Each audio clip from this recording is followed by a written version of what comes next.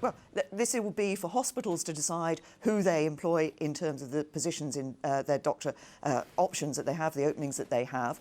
But what we will see as a result of the decision the government has taken is more people here in the UK being trained to be doctors. Because you never have given a guarantee to EU citizens who are legally living here and working here. You've never given them an unambiguous guarantee that they are OK to stay. You've always couched it in terms of the negotiations. Well, what I've been very clear, what I've said is very clear, which is I expect to be able to guarantee the rights of EU citizens and the status of EU citizens here in the UK. I intend to be able to guarantee that, and I want to be able to guarantee it. Well, why not guarantee it straight off? Take the moral high ground. For a very good reason, Andy. Because there are British citizens living in other member states in the European Union, living in other countries in the European Union.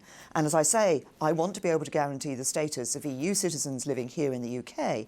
The only circumstances in which that wouldn't be possible is if British citizens didn't have their status when they're living in other countries in the European Union, if that wasn't being guaranteed.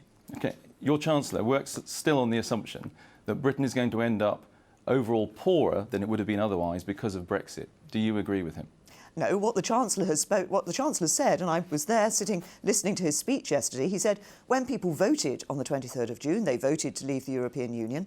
They didn't vote to become poorer. We must make sure that we are doing all the measures necessary to ensure that we can continue growth in the British economy. I'm sorry to interrupt, but what he actually said was he's still working on the central economic assumption and prediction that Britain will be 4% lower in GDP by 2030 than we would have been if we'd voted to stay in. Do you agree with that? What we are doing is setting out very clearly, and of course the Chancellor will do this again later this autumn with his autumn statement, setting out the measures that the government will be taking to address the issues that we see in the British economy. You've reached the pinnacle. Do you still feel now there are moments when you're judged in a way only because you're a woman? Do you still feel, in a sense, a kind of sexism still in the role you've reached? Well, I've never really felt that. I just get on with the job, and I believe that's what's absolutely right. Even when people talk about your clothes or things like that?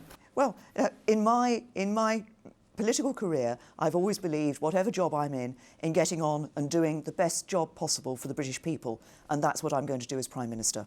Prime Minister, thank you very much.